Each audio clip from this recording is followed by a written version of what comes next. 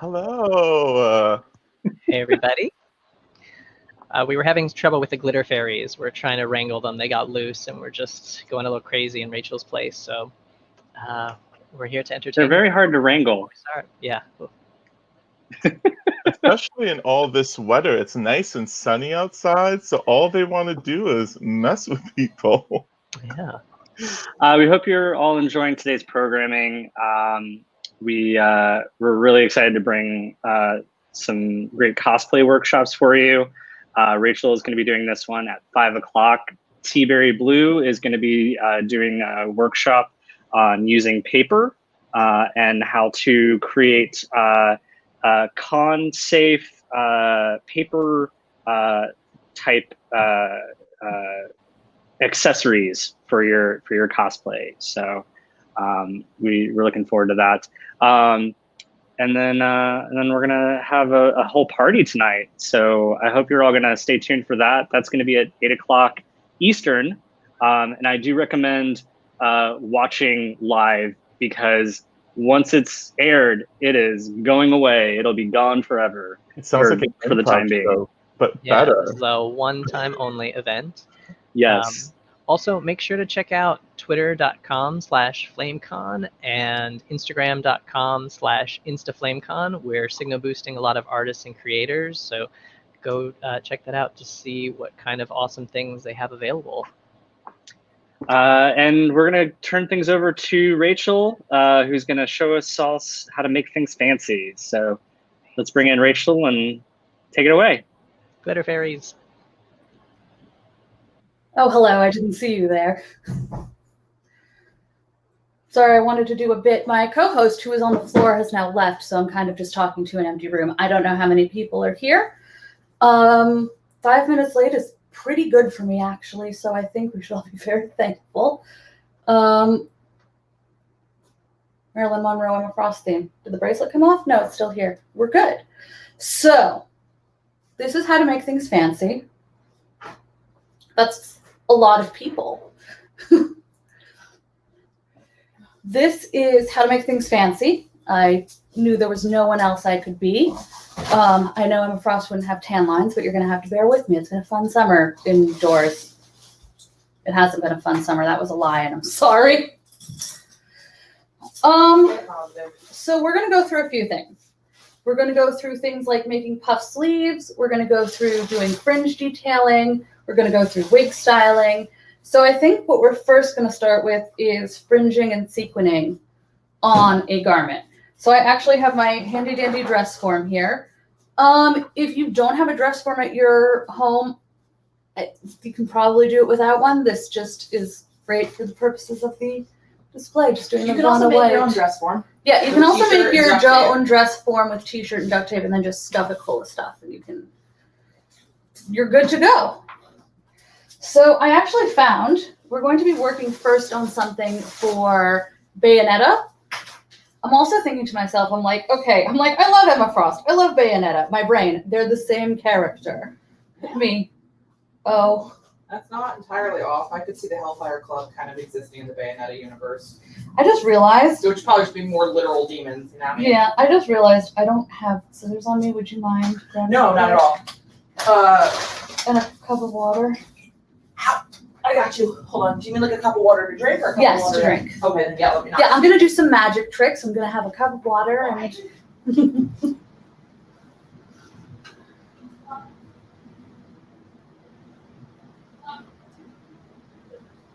I'm missing the giant bow in the back. And I'm not sure if you can tell, but it's absolutely the most horrible thing that could have happened.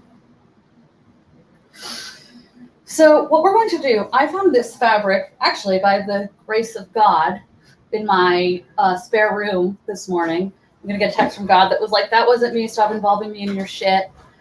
And there it is. I'm so much less funny without another person. And this is like, I'm going to hold it up to the camera so you can see.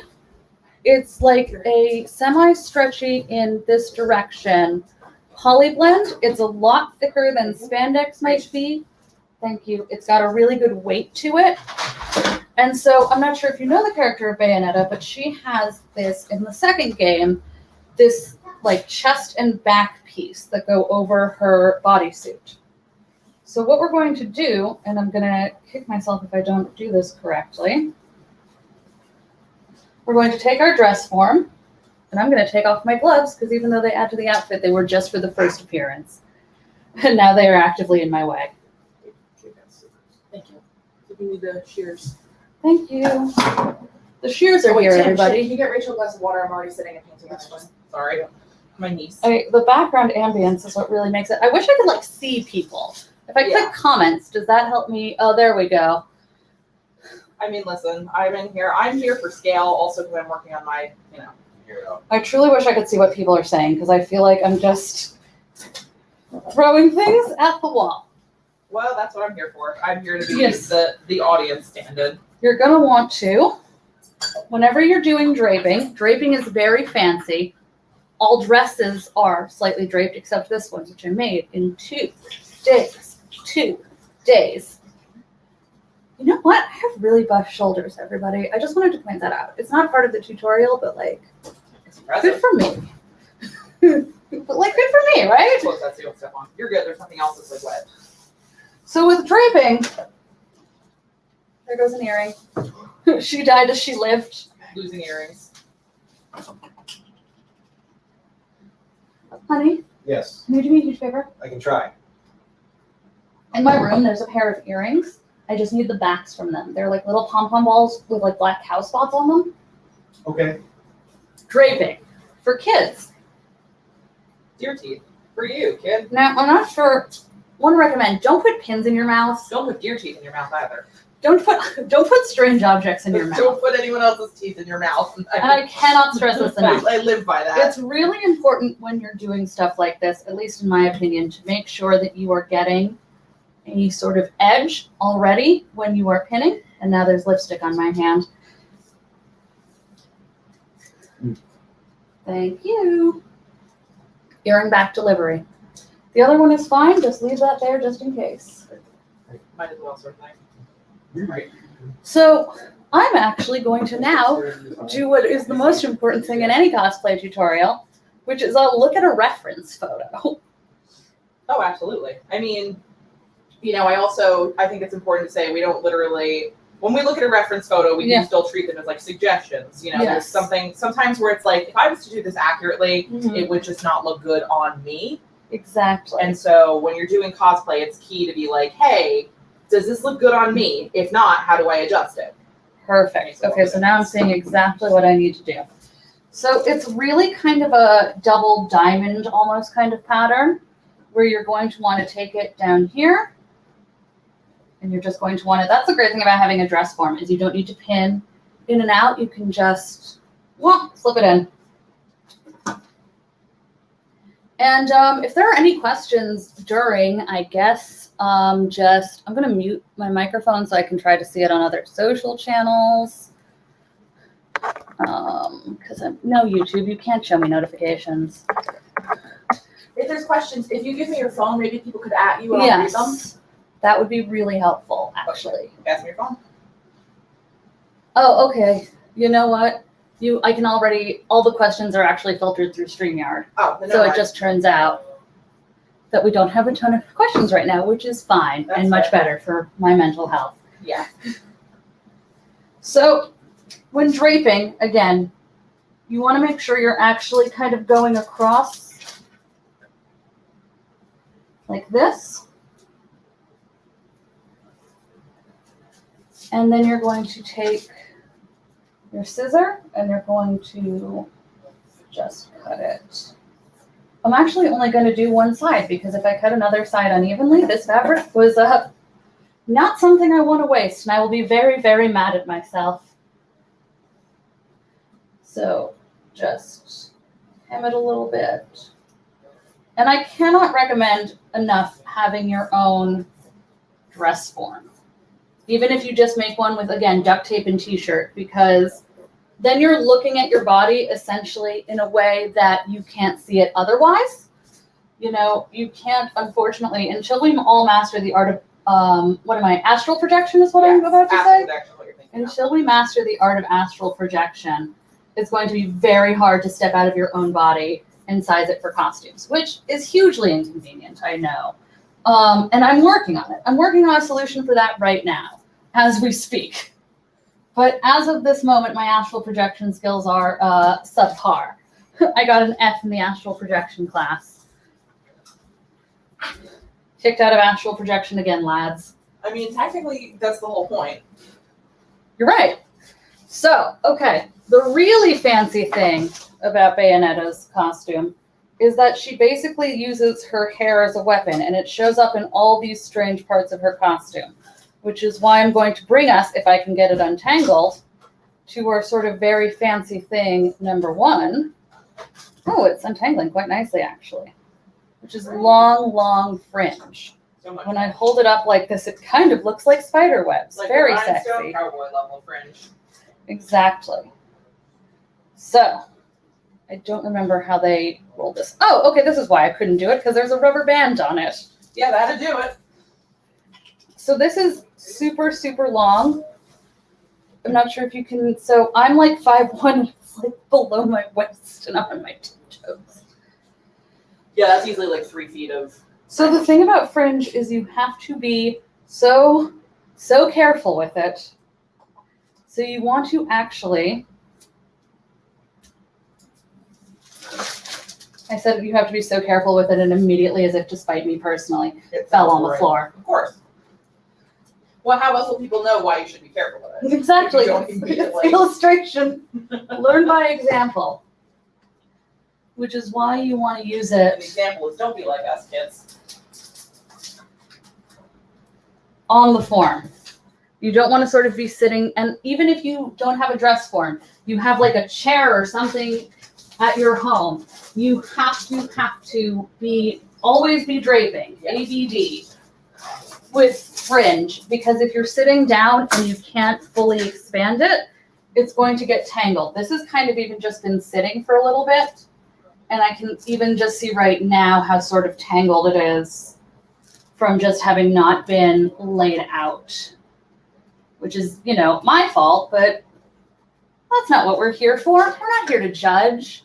All God's children, etc. We're all God's children, so just cut it. Some of us just got left in our car. Some of us. You're going to want to cut it here. You can't see this, so I'm going to lift up the dress form. It's not that heavy. Right here, you can see that there's this green line. That's what keeps very long fringe all together. Cut it there. There's another one down here. And just sort of make sure, and again, with fringe this long, at a certain point, making sure that you're cutting all of the sections off evenly, kind of a moot point, but you do just want to make sure you're cutting them correctly. And that you're cutting them in a way so that like other fringe isn't being damaged when you cut.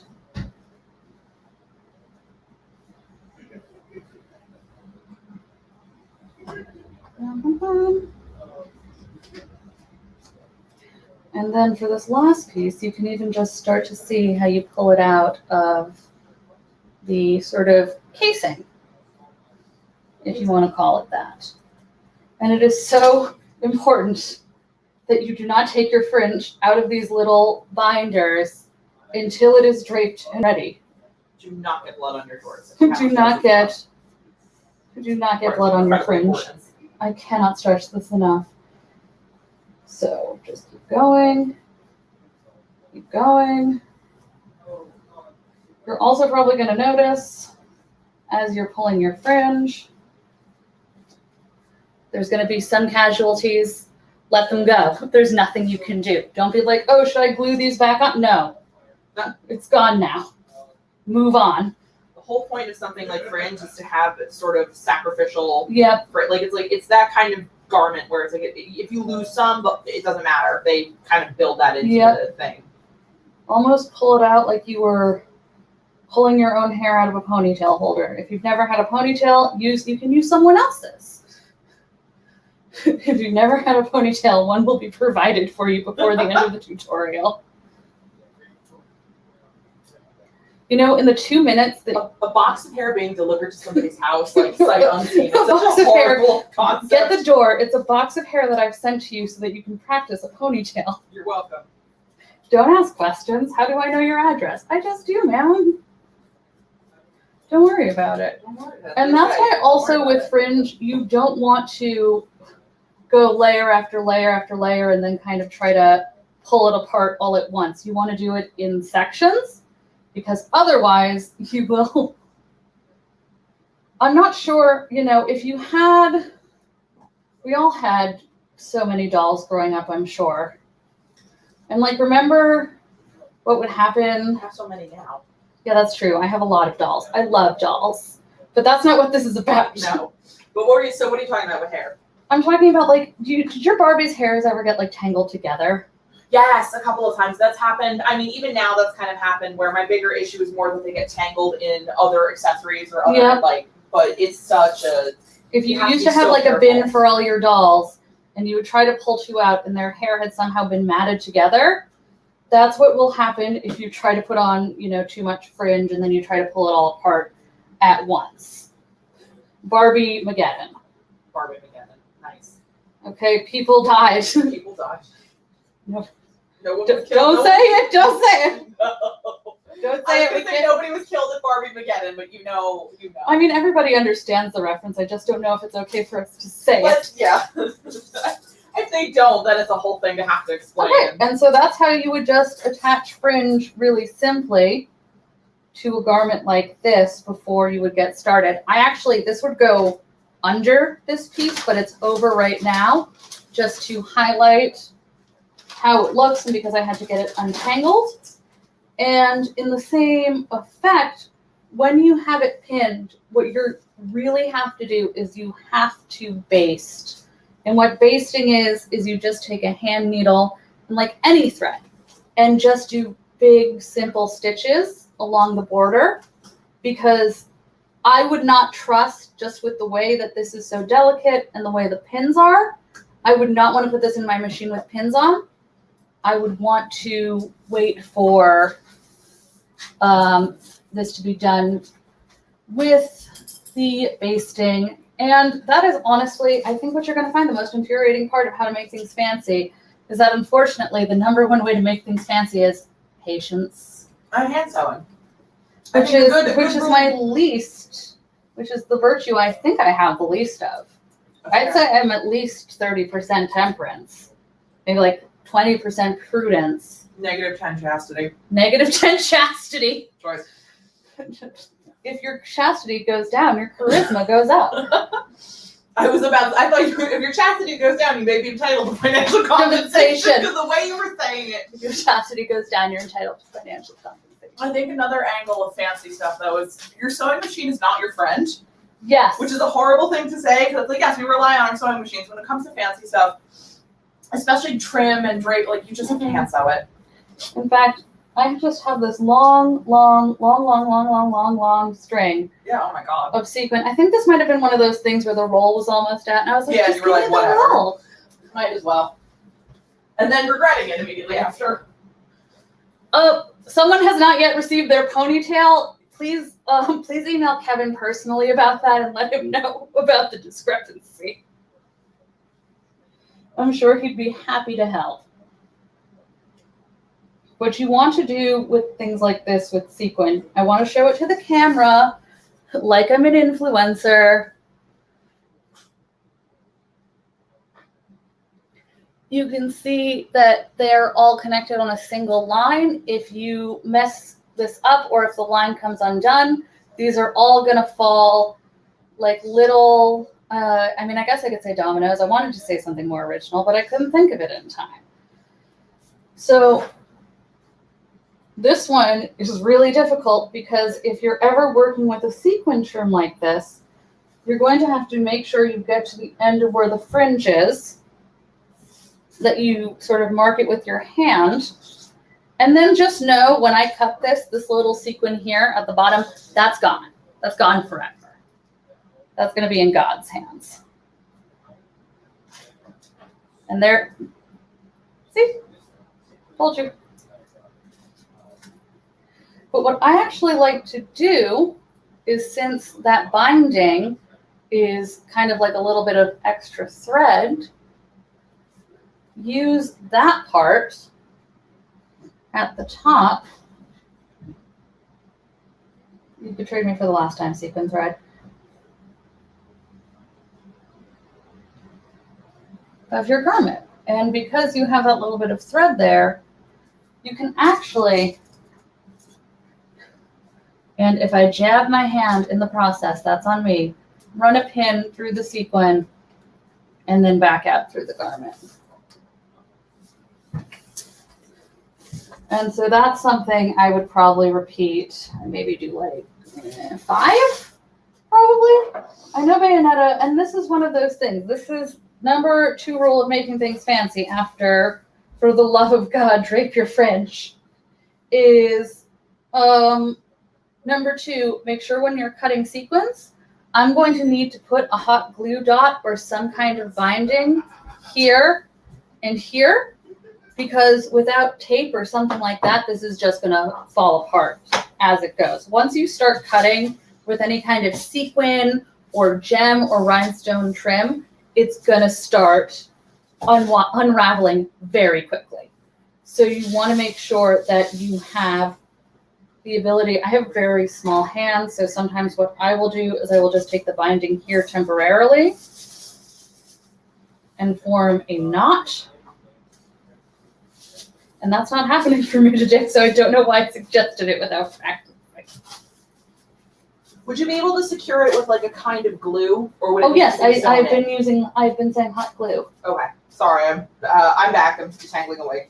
Yeah, every time you go away, I become way less funny, and then you come back, and I'm like, thank God. Me turning the dial that reads comedy on and off, looking at the audience for approval.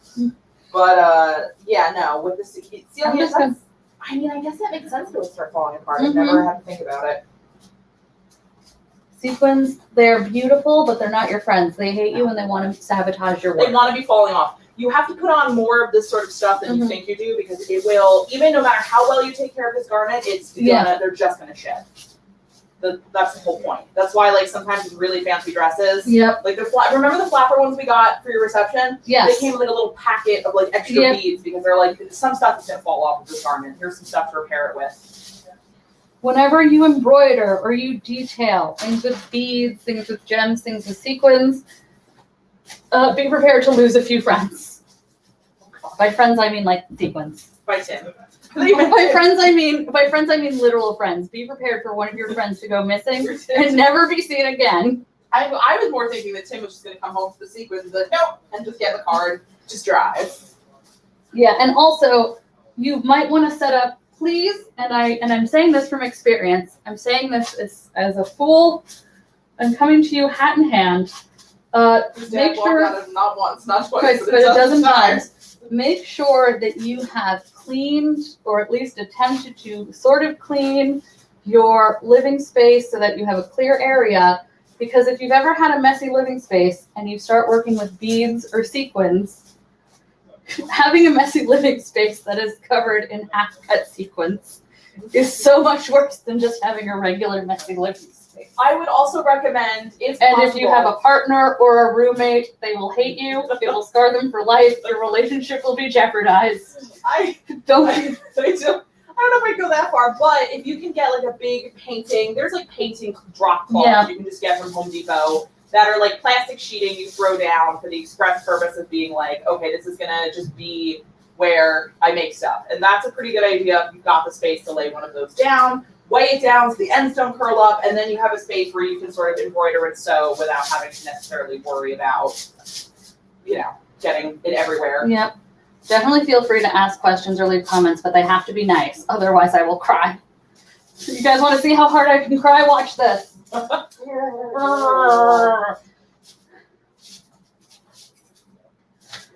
And you can ask any question. Ari and I will talk about anything. Yeah, it's whatever. It can be. It doesn't have to be related to this cosplay thing specifically. So I'm going to move on to the next thing in just 1 second. It's just that currently I'm kind of like, I'm actually working on this costume for real now, and I don't want to stop because I get a grip with it. Hyper-focus. It happened to you. Where were you when you first started? Hyper-focusing. Oh,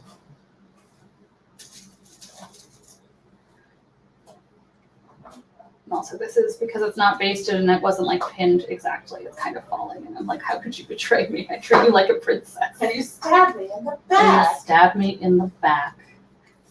Oh, I just lost a sequin string. You see what I mean? See, look, this sequin, it stayed on perfectly.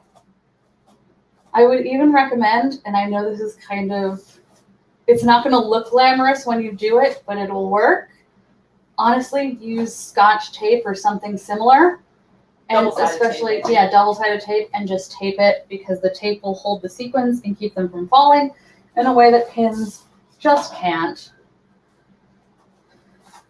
And so this is what. Question: would you be able to just attach it to like hem tape and sort of hem the sequins from there? That's an excellent question. If you're not familiar with hem tape, it is. Yeah, me too, Nicole. Me as well. My partner is still like, I'm still scarred from when you did that one costume that left green sequins all over our apartment. And I'm like, oh yeah, you'll be pulling those out of your carpet. And that was our first apartment. I think we're on our third now. And I was like, you're still scarred? How do you think I feel? That I feel would have been fine. the shiny Espeon. Yeah, it was the shiny Espeon. How do you think I feel? I'm fine. However, I don't like being challenged. I'm gonna be needlessly dramatic about this to prove a point. And so that is the Bayonetta fringe for her costume from Bayonetta 2. And I did such a good job on this, and I should get an award. Yay! Yay! I tried and therefore know what you. Am I folding the top of the sequin string under the top or just pinning it? Right now I'm not folding it under the top because this is actually all going to go under the piece here. I'm just pinning it on top to sort of get the length for it and to highlight it for everyone to see.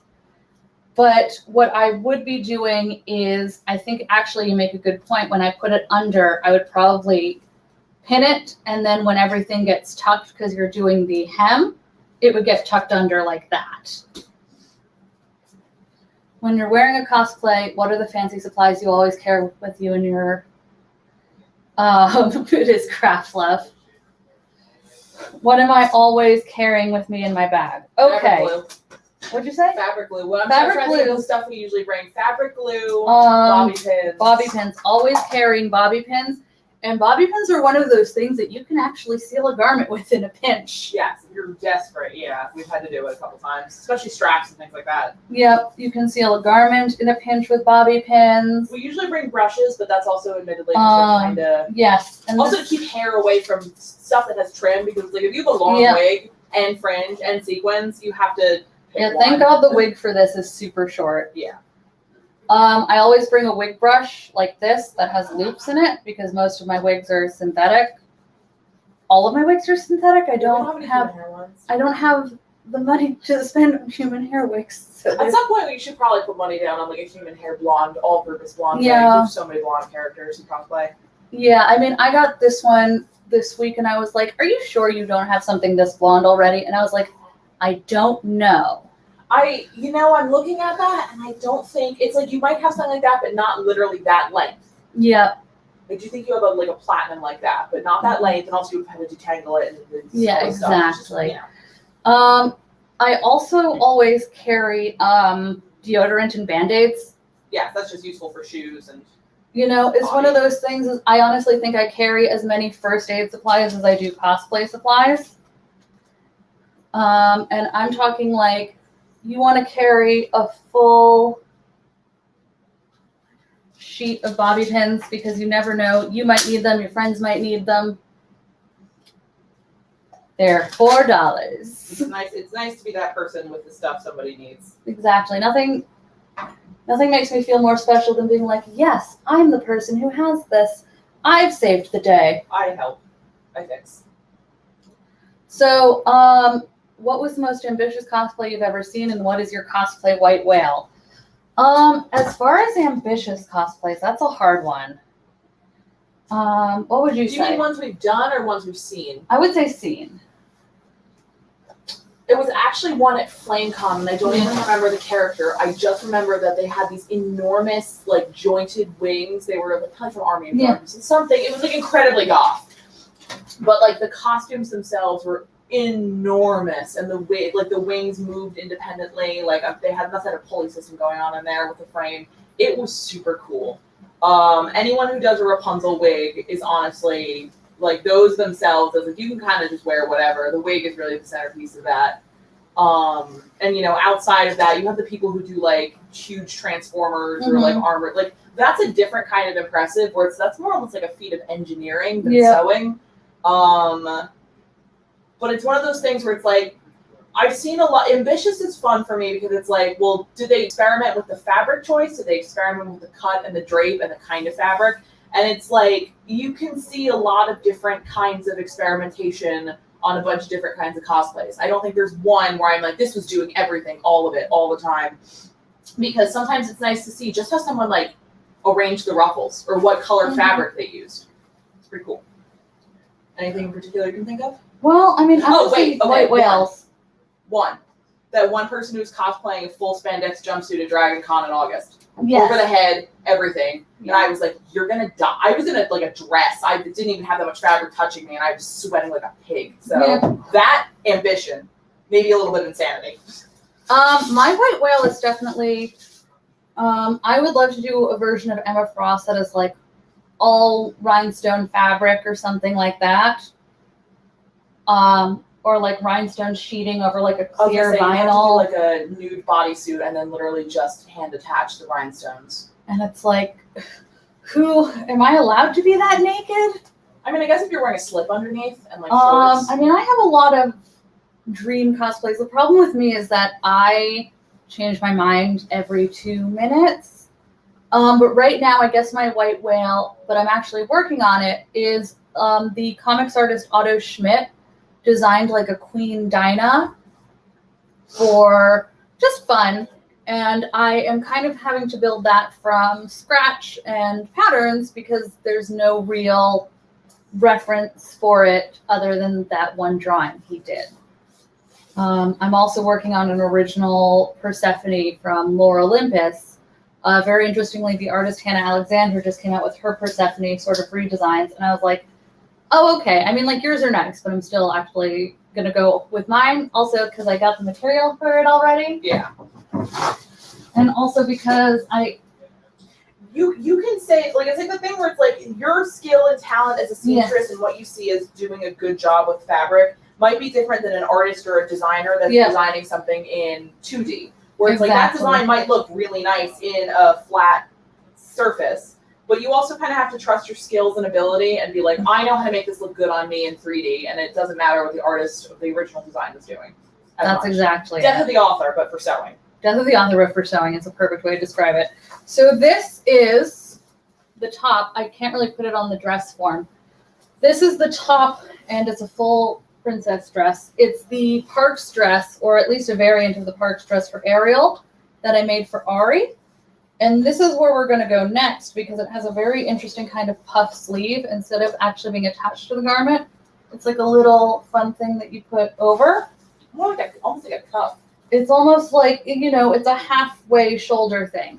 And I will say, if you're designing something with arms like these, you're not really, this kind of armhole is not made to move. I mean, you've never seen a Disney princess at the parks doing backflips and cartwheels. That would be sick, though. I mean, that would be sick as hell. But, oh, God, Christ, the end of this got caught on the sequins.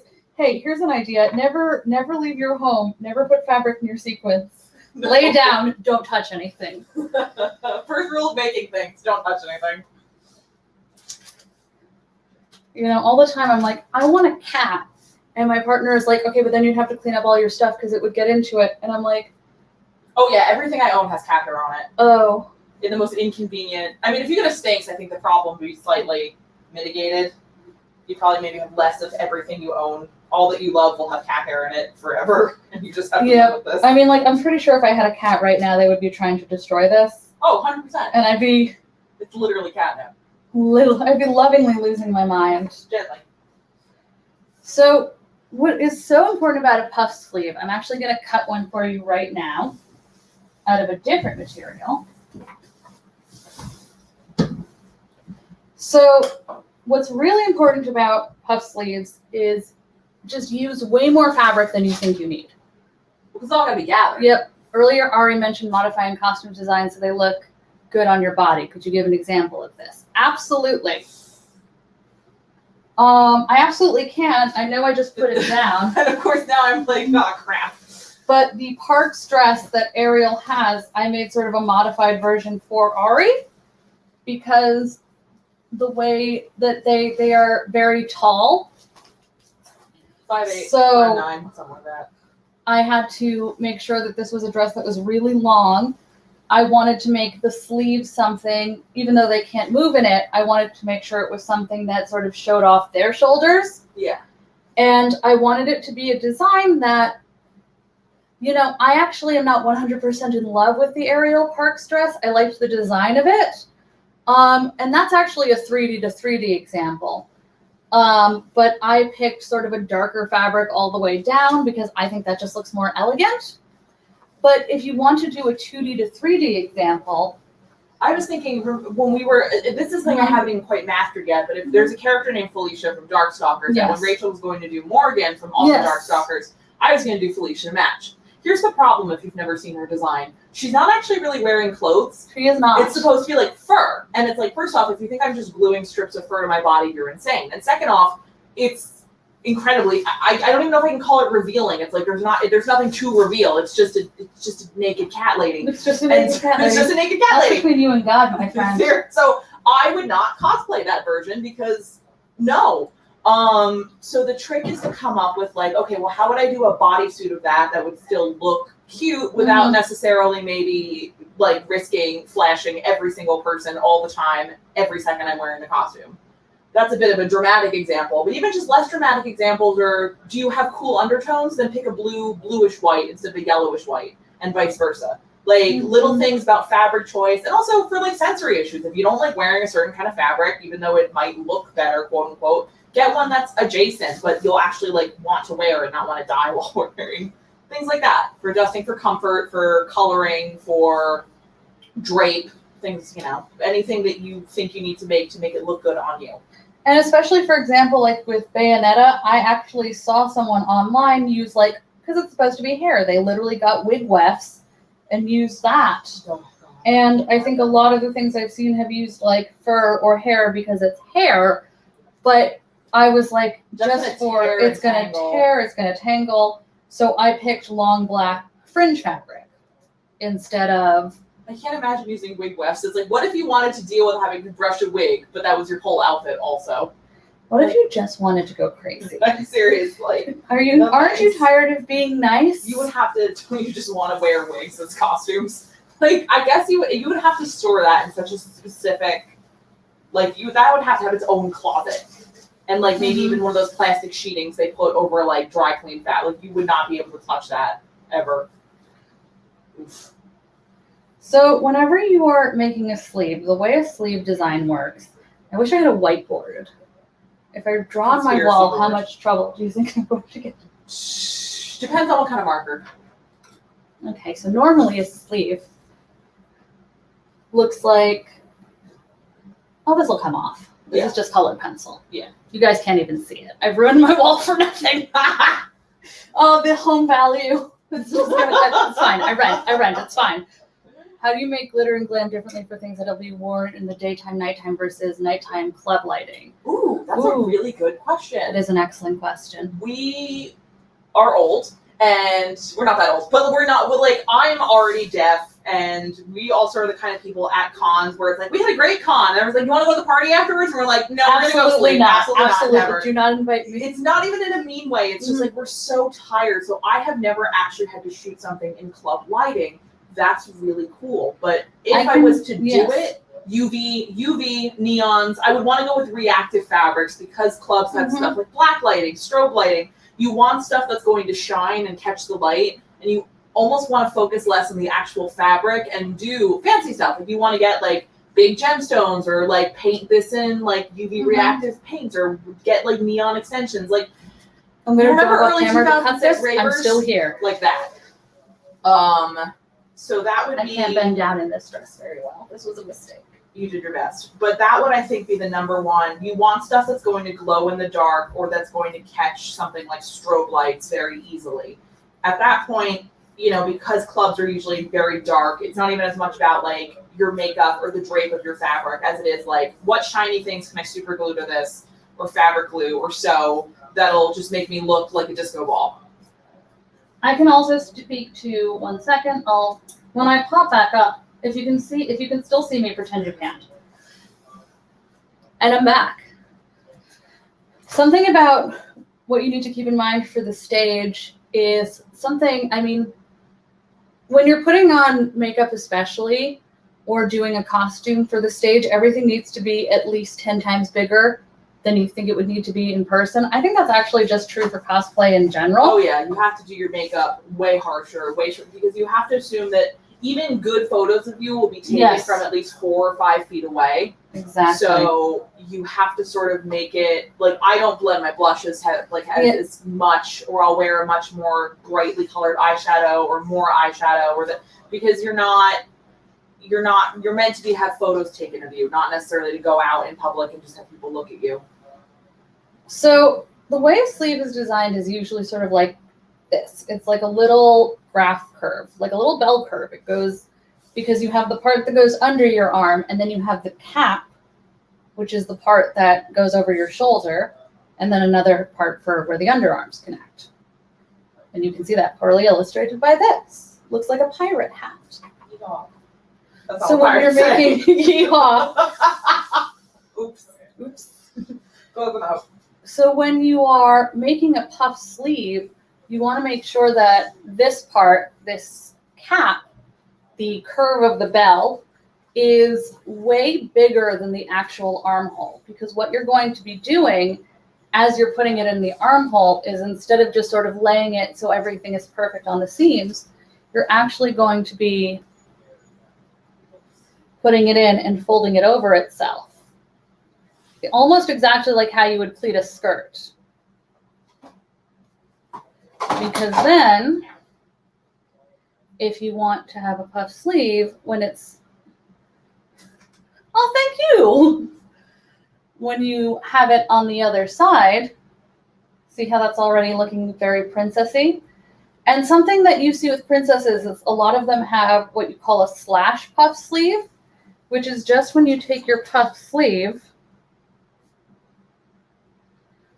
and you cut a few holes in the top layer. Now, what I've been seeing, and this is not a fault of anyone's, because a lot of people I know, especially who do party princesses, will get it from a company, because you're doing too many princesses at once. To actually own and like maintain and make those dresses would be madness. And if you are someone who does that, please contact me personally so I can study you. Yeah. I mean, if you eventually do it well enough, I suppose that might be a goal to have 2 or 3 that you own. But if you do all of them, like, that's just too many. That's literally too many dresses. So right here, this is the slash and a slash puff sleeve. You literally cut it like you would be cutting a little paper heart in class. You hold it and you just cut out a diamond, a circle, whatever. And then what you're going to do is you're going to find another color of fabric, and you are going to cut it exactly like this one and layer it under it. So that way you're actually getting a true puff sleeve with the slash in it, instead of what I see a lot, which is like a regular sleeve and then there's sort of like bands over it, which is like a look, but it's not really what I think of. And I think it kind of looks a little modern, but it's just not my style. Wig. I mean, if you are going, it's sort of like if you're going for a literal, like if you're going for more of an actual sort of the time period inspired, like not doing what it looked like in the cartoon version, you would want to do the regular puff sleeve. I think sometimes it's like, take the shortcut, do it the easier way. It doesn't really make that much of a difference. But when it comes to layering and it comes to sort of the volume of the sleeve, there's really no other way to do it than to layer it and have that slash underneath. And I also just want to say, for certain types of puff sleeve, like the one you saw for Ari's, which doesn't go up here, but goes around, you can actually take tulle And tulle is usually $1 to a yard. And I'd say literally just buy 20 or 30 yards, because what you do with it is you just bunch it up and you stuff it into things that need to be made puffy. So this, because it's supposed to be the Diamonds Are a Girl's Best Friend dress, is supposed to have 2 bows back here, which I will put on later. But this was a sort of, it was basically sewn like a pillowcase. You turn it inside out, and then instead of closing it at first, you take one end and you make it smaller, which gives a lot of volume to this part, and you shove some tulle in there, and you've got half a bow. And actually, very interestingly, if you want to attach things like bows or gems or epaulettes to your costume, use magnets. Oh yeah, we even have some right here. Magnets were such a game changer. It works for armor too. Anything that is going to need to be attached to your arm or your leg, or anything that's going to see any kind of movement, put magnets on it. I thought I had magnets. They're right over on the counter behind by your mug. Magnets. Do not put them too close to your computer. They're incredibly strong. So what I would do, especially because this dress has a zipper on it in the back, and if I have a big ass bow attached to this dress, I'm not going to be able to zip it again. Do you think we could do the peak ones with magnets? We absolutely could. We would probably have to do something aside So from I would magnets, put but a magnet or 2 here and put them in the back of the dress on the inside. You just put a little bit of glue on each. The glue doesn't disrupt the magnetism. Yes. I Or don't- you can cover it with fabric. Or you bit can of cover it and with fabric, attach the you know, put it with like a fabric little glue. little Up to you. pocket in there. And you can just pull things on and off your costume, and it works way better than hot glue or snaps. It's good for capes. It's good for chest pieces. It really works for anything. It really works for anything. I'm genuinely surprised it took. We have been cosplaying seriously, quote unquote, Mhm. for like 5-6 years now. It astounds me that magnets are not the first thing anyone ever tells you. Like, hey, immediately start using these on everything. So useful. It's important to stay hydrated. That too. All right, so we've got about 10 minutes left. I did not time this as well as I should have, because I was like, oh, well, you know, spend more time talking about the fringe because you, whatever. Oh, the magnets are right next to my phone. So I just wanted to cover some wig stuff really quickly. So I would say one of the first things about when you start styling a wig is just measure the circumference of your head and get one of these actual foam heads with fabric on it for wig styling, because it just makes a huge difference in what you can do, how it's held. It doesn't move, but you can also honestly do foam as long as it has this hole in the bottom, because what you're going to be doing is sticking it on a grip that has a, well, it's a plug. It looks like a plug that you insert into the bottom of the wig head so that you can really be rotating it around. And what I wanted to cover was sort of styling, you know, bumps and stuff like that. But since we don't have a ton of time left, I'm just going to talk about putting streaks in.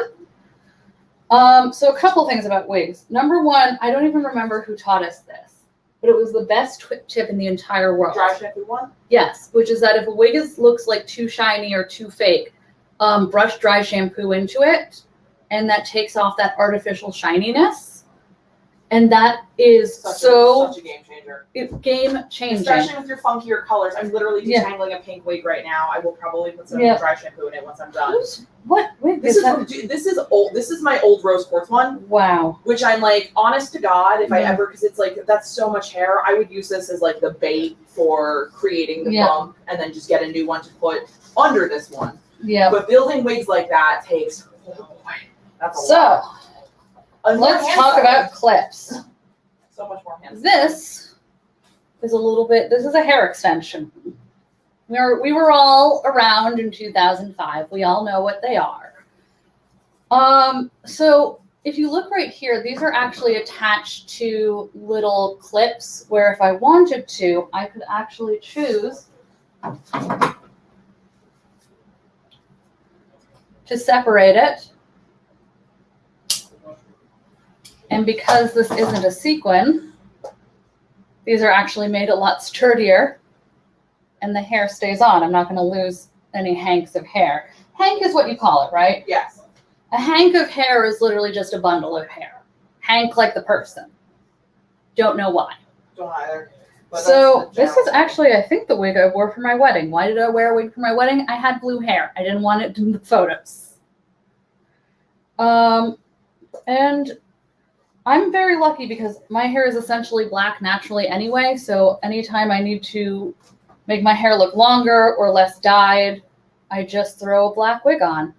So if you look, this needs to be pinned a little tighter. Hold on, so that when I'm gesturing with it, it doesn't fall over. I have 6 minutes to teach you how to do this. no pressure. Okay, the bell doesn't dismiss you. I do.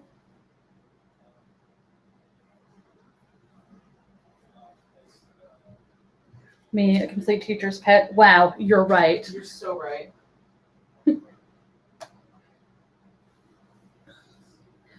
All wigs are basically little nets with hair on them.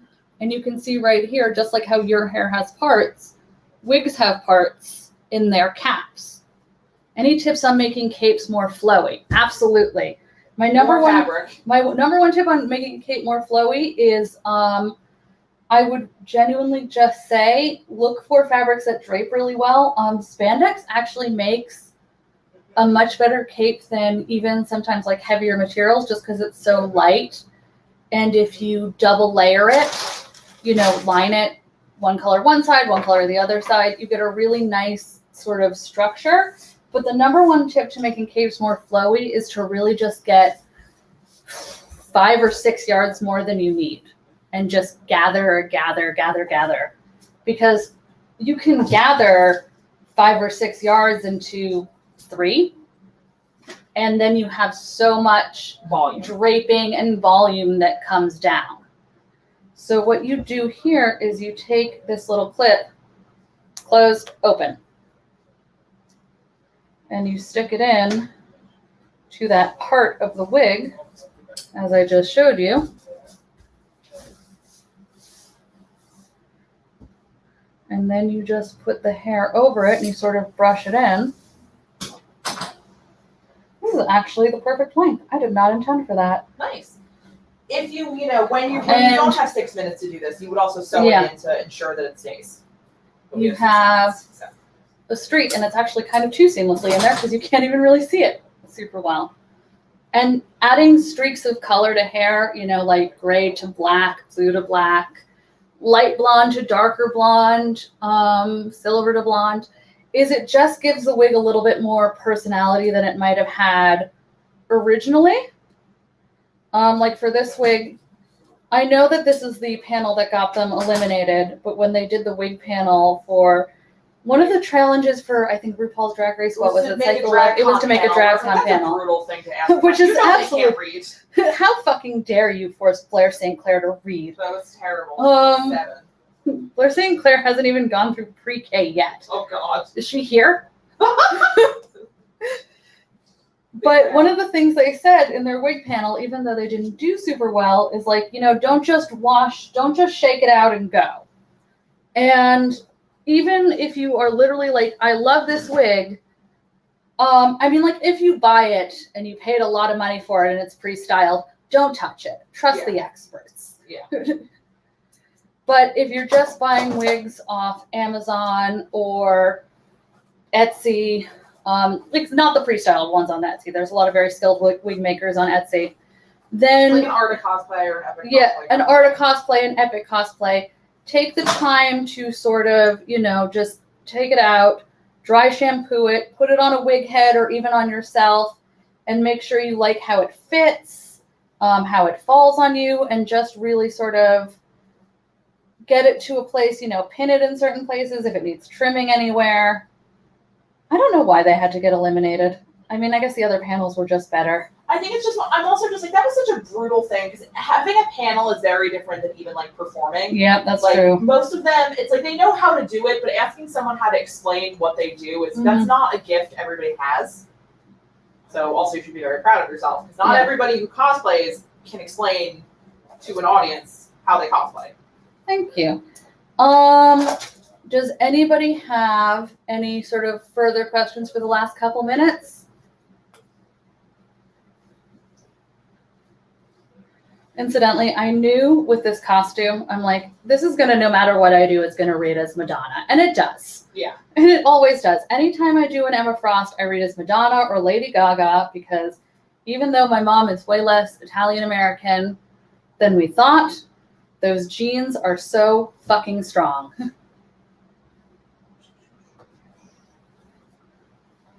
I also did you have very strong eyebrows, and that's kind of the first thing I think of with Lady Gaga specifically. Oh, thank And you. I was like, oh, big eyebrows. Although that time I looked at Lady Gaga, because she has a huge bodyguard. He must be like 6'5" or something. But she just looks so small, and I'm like, is that what everybody sees when they look at me? Is this what I look like to other people? Honestly, not usually, because you usually have like 6-inch heels on. So It's true. Always wear a heel, unless you can't, in Unless which you case physically just can't. throw some rhinestones on your shoe. And go. Did I add the sequins jewels to my wig? Yes, I did. Literally just eyelash glue and a quick hand.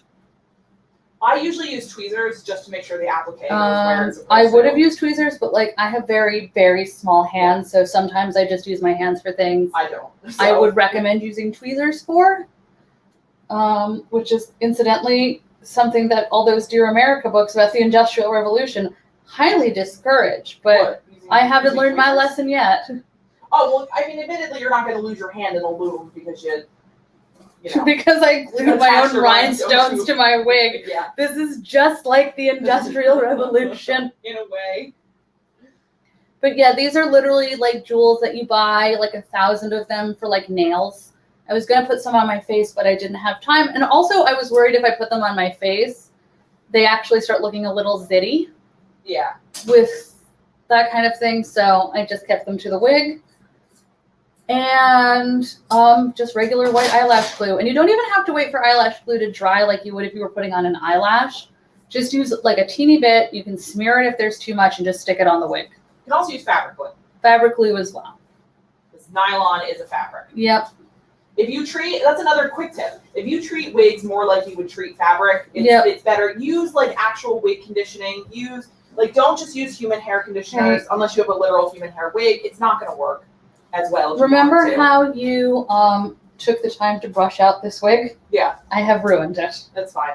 I wasn't done with it. I still want to run an actual hair brush. Get a detangler and a metal. Oh God, this is so basic, but in case someone doesn't know, do not use plastic brushes ever. Except the loopy ones. Those are different. This is fine. If you get a loopy detangling brush and it's plastic, that doesn't count. But if you are literally just brushing the wig, use a wire wig brush. Artist sells them. If you have a beauty supply store near you, odds are high they'll sell them too. Do not use a plastic hairbrush ever. And don't use your loopy wig brush on your own hair because your hair oils will ruin the brush. That's and true the of wig. the metal brush too. Because your hair oils will affect it. Any other questions?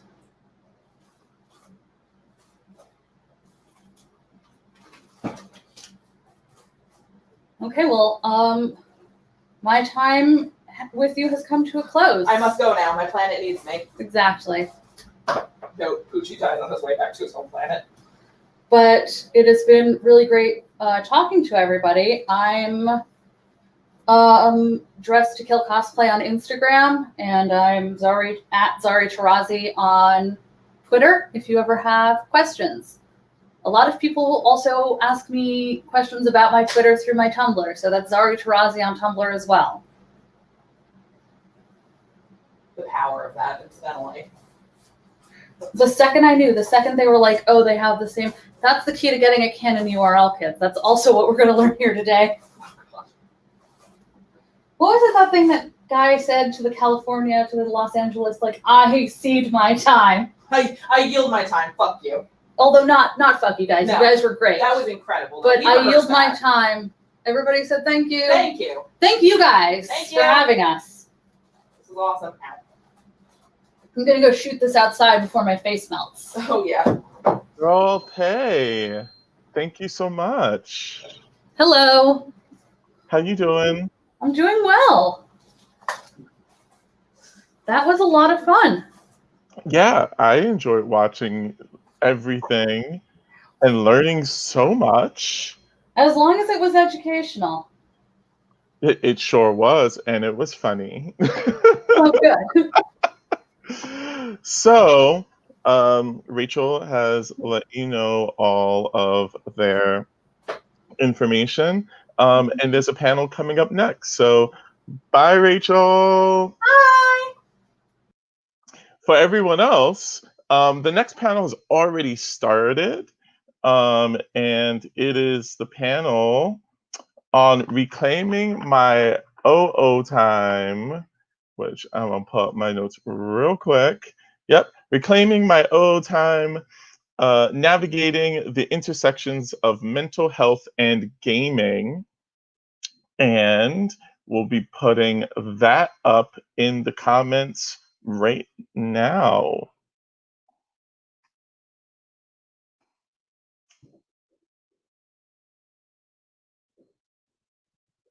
So check it out in the comments below, and we'll see you in the next one.